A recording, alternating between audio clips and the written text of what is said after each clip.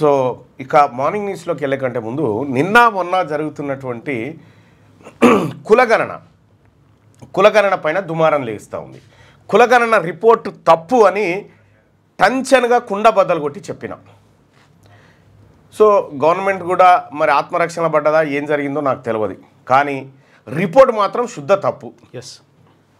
అయితే ఒక కొత్త విషయాన్ని లేవనెత్తిరేమని, ఆ కేసీఆర్ చేసిన సమగ్ర కుటుంబ సర్వే నమ్ముతారా ఎవరన్నా? అదే అథెంటికా చేసి రిపోర్ట్ దాచిపెట్టుకుని అది ఎట్లా నమ్ముతారు అనేటువంటి మాట చర్చకు తెచ్చారు. నేను ఇంకా మరొక్కసారి కుండ బద్దలు కొట్టదలుచుకున్నా. ఇక కేసీఆర్ లెక్కలొద్దు, తీన్మార్ మల్లన్న లెక్కలొద్దు, ఎవరు లెక్కలొద్దు, ఒక్క ప్రభుత్వం లెక్కలే తీసుకొని మాట్లాడదాం. సో ఎవరైతే క్యాబినెట్ సబ్ కమిటీలో ఉన్నారో గౌరవ మంత్రివర్యులు, అలాగే రాష్ట్ర ముఖ్యమంత్రి వర్యులు, బీసీ నాయకత్వం, మీ అందరికి కూడా ఇప్పుడు ఒక ఇక వేరేది వద్దిగా మీరు సమర్పించినటువంటి లెక్కల నుంచే తీసుకుందాం. తెలంగాణ రాష్ట్రంలో ఏదే రాదు ఇది అచ్చా, తెలంగాణ రాష్ట్రంలో జనాభా లెక్కలేంటి, కులగణనలో మనం ఏం చేసాం, ఎందుకు తప్పుల తడక, ఎందుకు ఆ రిపోర్ట్లు ముడ్డి దుడుచుకోవడానికి కూడా పనికిరావని ఎందుకు చెప్తా ఉన్నంటే పక్కా లెక్కతోనే చెప్తా ఉన్నా, ఉత్తగా చెప్పట్లేదు. ఇది వాళ్ళకు కూడా అర్థమైంది ఇది తప్పుడు లెక్క అని. ఇక్కడ ఒక్కసారి సోదరులారా, మనం అనుకున్నాం 21 లక్షల చిల్లర బీసీలను చంపేసిరు అనుకున్నాం. అయితే పొరపాటు ఏం జరిగిందంటే అది 21 లక్షలు కాదు, 42 లక్షలు. 42 లక్షల మంది బీసీలను ఖతం చేసిరల్లా. ఎట్లా ఏం కథ అనేది ప్రభుత్వ లెక్కలు, ఇక వద్దు, వేరే సర్వే కూడా వద్దు. ఇప్పుడు నిన్న చెప్పిన లెక్క ఏంది, ఉత్తమ్ కుమార్ రెడ్డి గారు ప్రకటించింది కదా తెలంగాణ రాష్ట్రంలో ఉన్నటువంటి లెక్క, పేపర్ ఇది 3 కోట్ల వాట్సాప్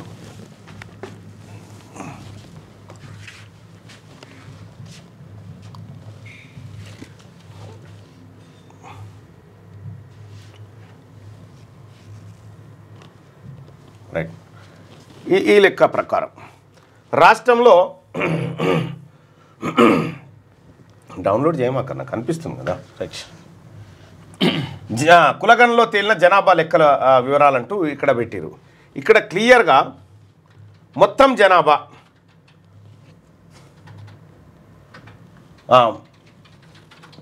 ఎక్కడ పెట్టిరు, మొత్తం జనాభా లెక్క ఉండే కదా, సరేలే ఓకే. థర్డ్ పేజీలో ఉందా, ఓకే. ఇది థర్డ్ పేజీ.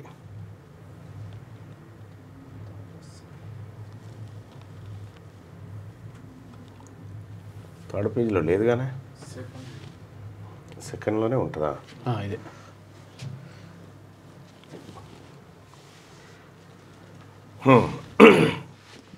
మొత్తం జనాభా 3,54,77,554. ఇంత 3,54,00,000 రాష్ట్ర ప్రభుత్వం లెక్క ఎంత, 3,54,00,000 54,57,554 77,554. ఇది మొత్తం జనాభా లెక్క అని చెప్పారు. సో దీంట్లో ఇంకొకటి ఉంది, 16 లక్షల మంది సర్వేలో పాల్గొనలేదనేటువంటి మాట చెప్పారు. కాబట్టి 16 లక్షలు కలుపుకుందాం. రైట్. ఇప్పుడు ఒకసారి చూసుకుంటే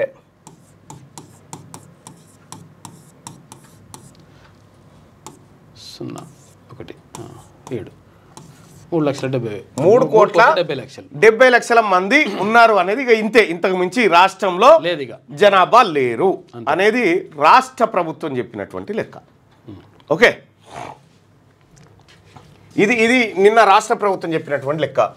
గౌరవ మంత్రివర్యులు అలాగే ప్రభుత్వం నాయకులు, ప్రభుత్వాన్ని పరిపాలిస్తున్న మనం అందరం బీసీలను కూడా చూడాల్సినటువంటిది, ఇది కీలకమైందిగా. ఇక ఇంతకు మించి అసెంబ్లీలో కానీ మండల్లో కానీ ఇంతకు మించిన ఓపెన్ డేటా ఉండదు. ఇది ఇంతే కదా. ఉత్తమ్ కుమార్ రెడ్డి గారు చెప్పిన లెక్కల ప్రకారం తెలంగాణ రాష్ట్రంలో 3,70,77,554 మంది ఉన్నారని చెప్పారు. ఏది కులగణన ద్వారా చెప్పినటువంటి లెక్క. ఇక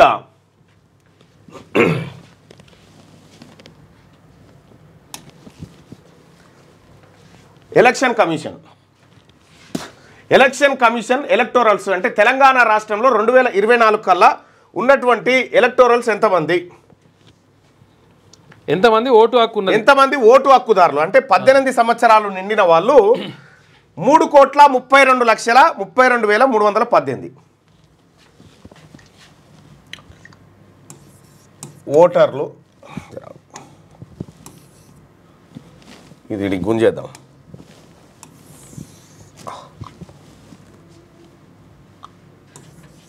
ఓటర్లు ఇది కేంద్ర ప్రభుత్వం ఎన్నికల సంఘం ఇచ్చిందే కదా. 32,32,318 ఇవి ఓటర్లు అంటే 18 సంవత్సరాలు తెలంగాణ రాష్ట్రంలో 18 సంవత్సరాలు నిండినటువంటి ఓటర్లు వీళ్ళు. అదే 2024 వరకే 2024 వరకే. సరే 24 అంటే ఇంక 23 ఎండింగ్ వరకే అంటే సెలక్షన్ 24 ఇదే లెక్క చాలు, ఇంకా ఎక్కువేమొద్దు. ఓటర్లు 3,32,32,318 మంది తెలంగాణ రాష్ట్రంలో ఉన్న ఓటర్లు. ఇదొకటి. ఇక 0 నుంచి 18 సంవత్సరాలు ఉన్నటువంటి వాళ్ళు, 0 నుంచి 17 సంవత్సరాలు ఉన్నటువంటి వాళ్ళని తీసుకున్నాం. 18 సంవత్సరాల వరకు 18 నిండాలి కదా 18 వరకు. ఇది తెలంగాణ గవర్నమెంట్ స్టేట్ పోర్టల్. ఇది గవర్నమెంట్దే. స్టాటిస్టిక్స్ ఒకసారి చూద్దాం.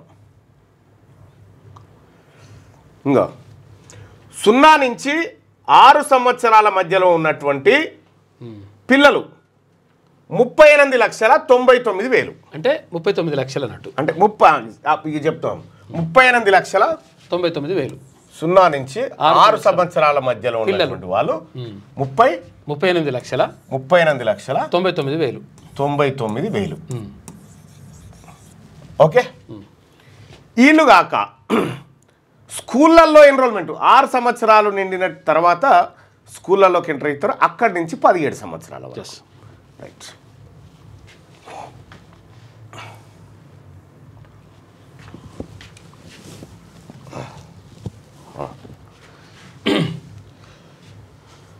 $33 లక్షల enrolments from pre primary to 12th during the academic year 2021. అయితే దాదాపుగా ఒక 30 లక్షల మంది 33 లక్షల మంది అంటే ఆ ఇయర్లోనే, ఈ ఇయర్లో ఇంకెక్కువ పెరిగింది, ఇంకా పెరిగింది. మొత్తం ప్రభుత్వ ప్రైవేట్ స్కూళ్ళల్లో కలిపి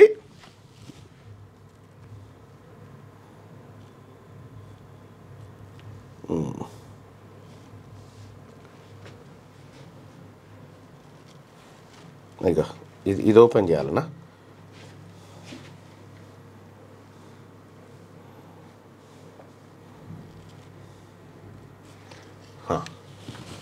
ఇక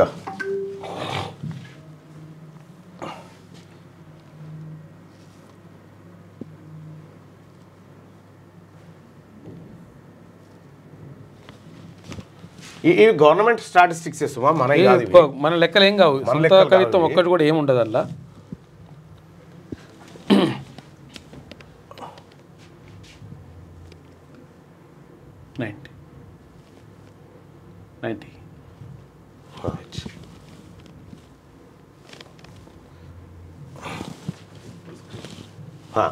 ఇగో ఇవి ప్రభుత్వ లెక్కలే. మొత్తం స్కూళ్ళల్లో అన్ని స్కూళ్ళల్లో కలిపి ఏది ఎంతమంది పిల్లలు ఉన్నారంటే 62,30,504 అన్ని స్కూళ్ళల్లో, ప్రభుత్వ ప్రైవేటు అన్ని స్కూళ్ళల్లో, ప్రైవేటు ఎయిడెడ్ అన్నిట్లలో కలిపి 62,30,504.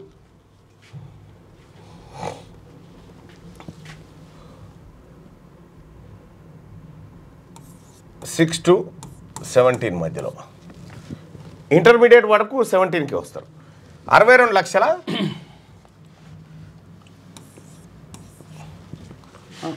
33 లక్షల కాదు 62,30,504. 30,504. ఇది మొత్తం పాపులేషన్. ఇక గింతే, ఇంతకంటే ఎక్కువ లేదు. ఇంకా కూడా ఉంటుంది. ఇంకా అసలు యాక్చువల్గా 18 వరకు ఉంటుంది.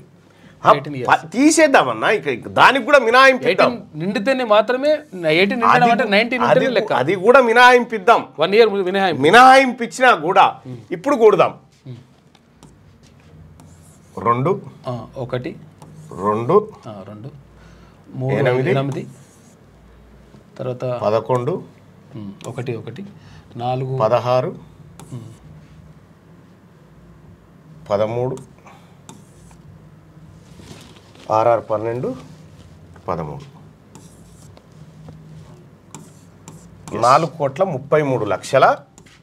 4,33,61,822 మంది. ఇవి ప్రభుత్వ లెక్కలే. ప్రభుత్వ లెక్కలు ఎవరు దీంట్లో ఏం లేదు. ఉత్తమ్ కుమార్ రెడ్డి గారు చెప్పినటువంటి లెక్క దీంట్లోకి ఏం తీసేద్దాం.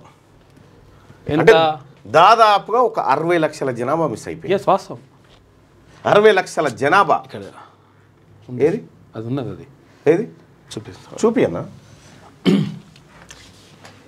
ఇది క్లోజ్ చేయి,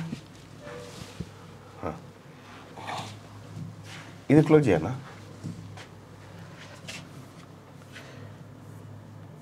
ఇక దీని మీద ఇది యాక్యురేట్ డేటా అని చెప్పడము ఇదే కదా. ఇవే అదే 61.8 లక్షలకు తగ్గింది. ఇంత డేటా పోయింది అన్నట్టు లెక్క. ఏంది దాదాపుగా ఇప్పుడు దీంట్లోంచి తీసేస్తే లెక్క తేలే. తీసేయి ఆ లెక్క తీసేస్తే తేలిపాయ అన్నా.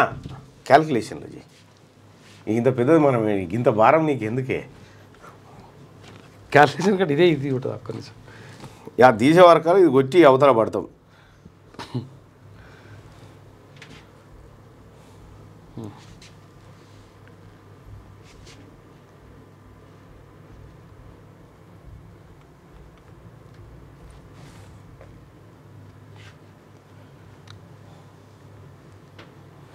అరవై 84,268 మైనస్ ఇది లెక్క.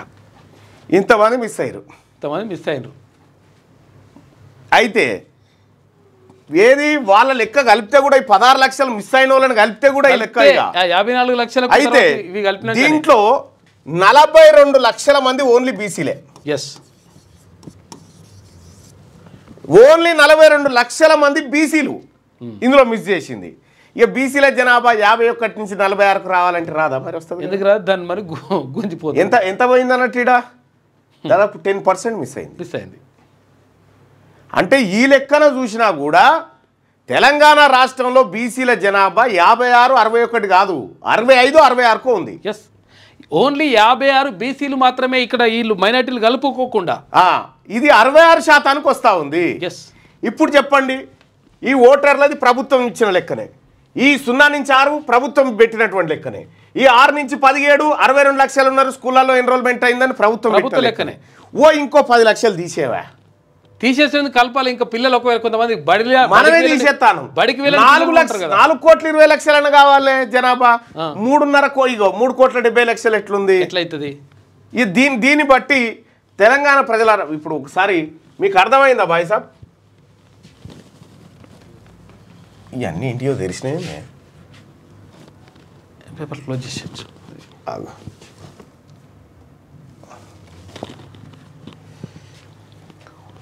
ఇప్పుడు దీన్ని బట్టి మీకు అర్థమైందన్న,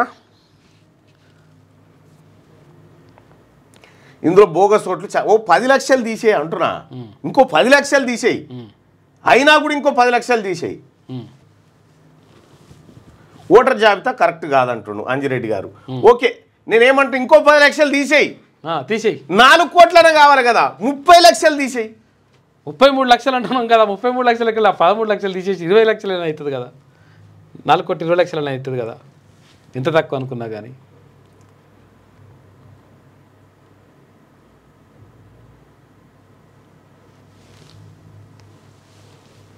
సత్యనారాయణ రెడ్డి గారు మల్లన్న ఉండి ఆదాయం పెరుగుతుంది, ఇంకా ఖాళీగా ఉంది దా.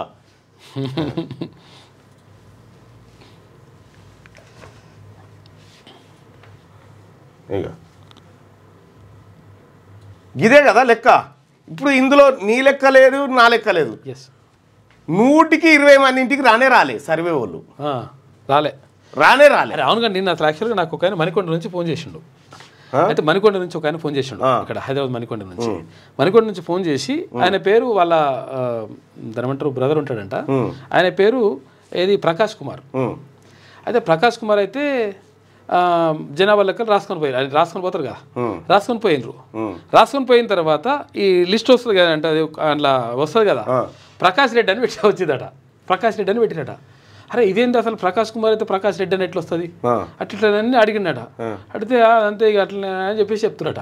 అంటే ఆయన ఏమంటుండంటే అరే ఇట్లా ఎంతమంది చేసిండ్రు, సొంత మా తమ్ముందే ఇట్లా చేసిండ్రు, ఇట్లా ఎంతమంది చేసిండ్రు అని చెప్పేసి అడుగుతున్నాడు. అంటే బడికి పోని వాళ్ళు ఉంటారు మళ్ళీ అంటే 0 నుంచి ఇది. ఇప్పుడు తెలంగాణ ప్రభుత్వం 60 లక్షల మంది తెలంగాణలో ఈ 10 ఏళ్ల కాలంలో చనిపోయిన వాళ్ళ లెక్క.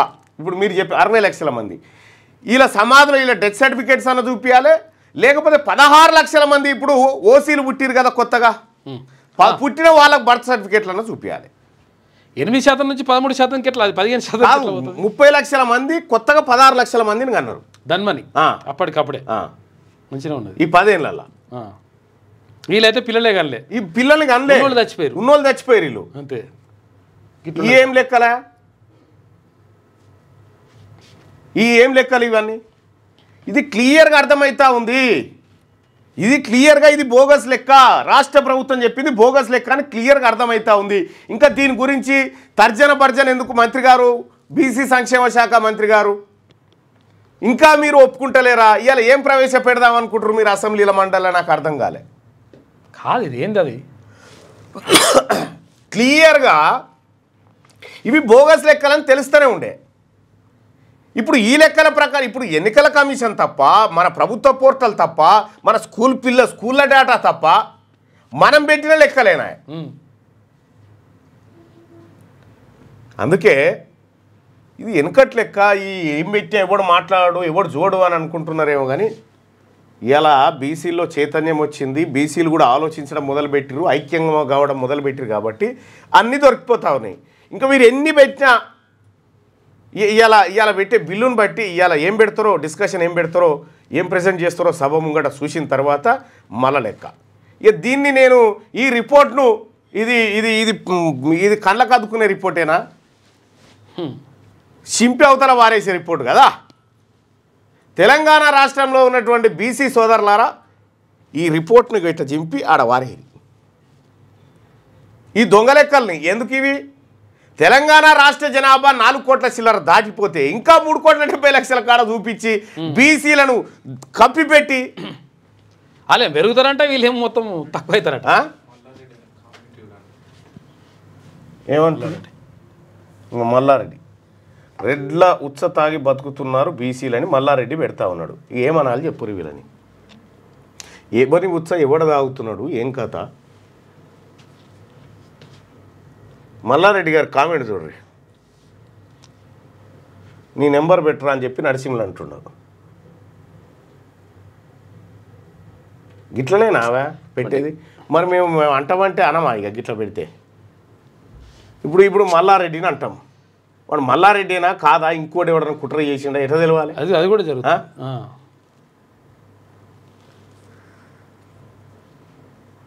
బీసీ ఎమ్మెల్యేలు మంత్రులు ఏం మాట్లాడకుంటే ఒక మల్లన మాట్లాడితే ప్రజలు బీసీ ఐక్యత లేదన్నట్టు ఉంటుంది అన్నగారంటే వాళ్ళ కర్మ, వాళ్ళు మాట్లాడకపోతే నేనేం చేస్తా? ఎవరు ఒకవేళ మాట్లాడకపోతే వాళ్ళే కథమవుతారు, అంతే కదా. చరిత్ర కథం చేస్తుంది వాళ్ళని.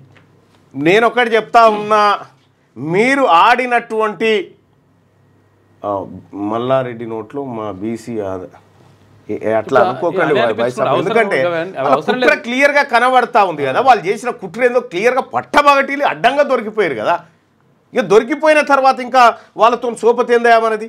దయచేసి ఈ మార్నింగ్ న్యూస్ చూస్తున్నటువంటి మిత్రులారా, ఈ లెక్కను మన బీసీ ప్రజలకు వాట్సాప్ గ్రూప్లలో షేర్ చేయండి, ఈ లెక్కలు తెలియజేయండి. ఈ లెక్కలలో ఎక్కడైనా తప్పు ఉంటే నేను గన్ పార్క్ కాడ చర్చకు సిద్ధంగా ఉన్నా. అటువైపు నుంచి ఎవరు వస్తారో ఈ లెక్కలు తయారు చేసే వాళ్ళు రమ్మను. అందుకోసమే ఇప్పటికైనా రాష్ట్ర ప్రభుత్వానికి జరిగిన పొరపాటును సరిదిద్దుకునే అవకాశం ఉంది. ముఖ్యమంత్రి గారు మరి ఆ డాటా ఎంట్రీ కాడ పోయిందా, ఏడబోయింది, ఏం కథ అనేది ఒకసారి వెరిఫై చేయించండి. ఎందుకంటే ప్రజల్లో ప్రజల్లో కాంగ్రెస్ పార్టీ నాయకుడు మన నాయకుడు రాహుల్ గాంధీ గారు ఒక ఆయన అంటాడు తీన్మార్ మల్లన్న నువ్వు గట్లెట్లా మాట్లాడుతున్నావు ప్రభుత్వంలో ఉండంటే అయ్యో బాబు నిన్న లోక్సభలో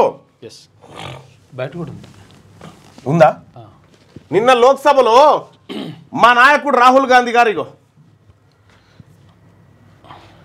మా నాయకుడు రాహుల్ గాంధీ గారు మాట్లాడుకుంటే and what we have found is shocking. Almost 90% of Telangana is either Dalit, Adivasi, backward or minority. Almost 90%. 90% దళితులు గిరిజనులు బీసీలు ఉన్నారని ఈడ చెప్తా ఉంటే ఈడ 90% లేకుండా